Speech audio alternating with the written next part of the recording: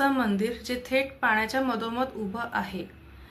तुम्हाला आता असं वाटत असेल की असं कुठलं मंदिर आहे की ते एकदम पाण्याच्या मधोमधच उभं आहे। तर हे मंदिर आहे सोलापूरमध्ये, त्याचं नाव आहे सिद्धेश्वर मंदिर, जे 800 वर्ष अधिक जुना इतिहास आहे त्याचा। तिथे शांत तलाव आहे, प्राचीन वस्तू आहेत आणि आध्यात्मिक वातावरण आहे।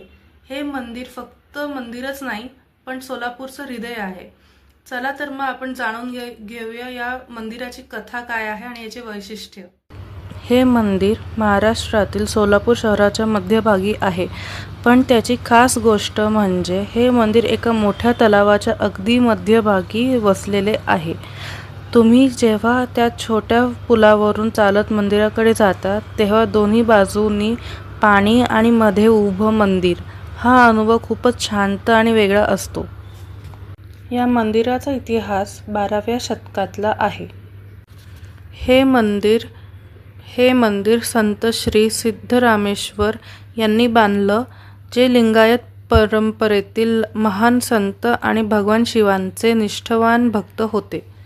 त्यांनी केवळ मंदिरच बांधलं नाही तर सोलापूर शहराच्या विकासातही मोठं योगदान दिलं। म्हणूनच आजही हे मंदिर फक्त धार्मिक नाही तर सोलापूरच्या ओळखीचा एक महत्त्वाचा भाग आहे। या मंदिराचं नाव संत सिद्धरामेश्वर यांच्या नावावर आहे। ते भगवान शिवांचे परम भक्त होते। लोकांच्या कल्याणासाठी त्यांनी आयुष्य अर्पण केलं।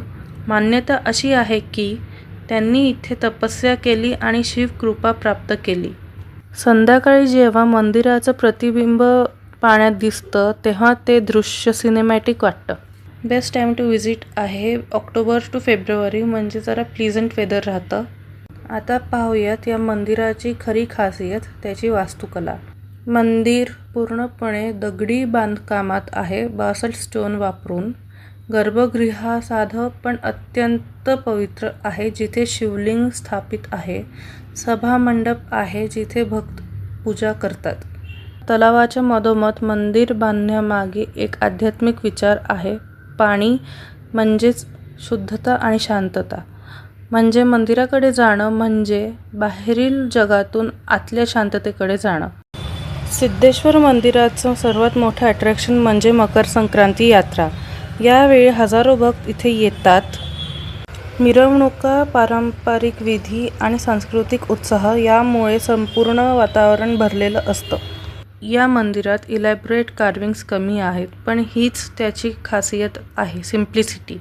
हेवी डेकोरेशन नाहीये, मिनिमल डिझाईन आहे, फोकस आहे स्पिरिच्युअलिटीवरती। मंदिर दर्शनानंतर सोलापूर फूड नक्की ट्राय करा। सेफ्टी घ्यायची आहे आपल्याला। सेफ्टीमध्ये पुलावर चालताना काळजी घ्या, तलावाजवळ सेल्फी घेताना सेफ राहा, मॉर्निंग किंवा सनसेटला जा बेस्ट एक्सपिरियन्ससाठी। इथे पोहोचणं खूप सोपं आहे। सोलापूरला आपण रेल्वेने पण जाऊ शकतो, प्लेननी जाऊ शकतो, बाय रोड पण आपण जाऊ शकतो। जर तुम्ही सोलापूरला आलात तर हे ठिकाण नक्की एक्सप्लोअर करा। लाईक करा, सबस्क्राईब करा आणि कमेंटमध्ये सांगा पुढचं डेस्टिनेशन कोणतं।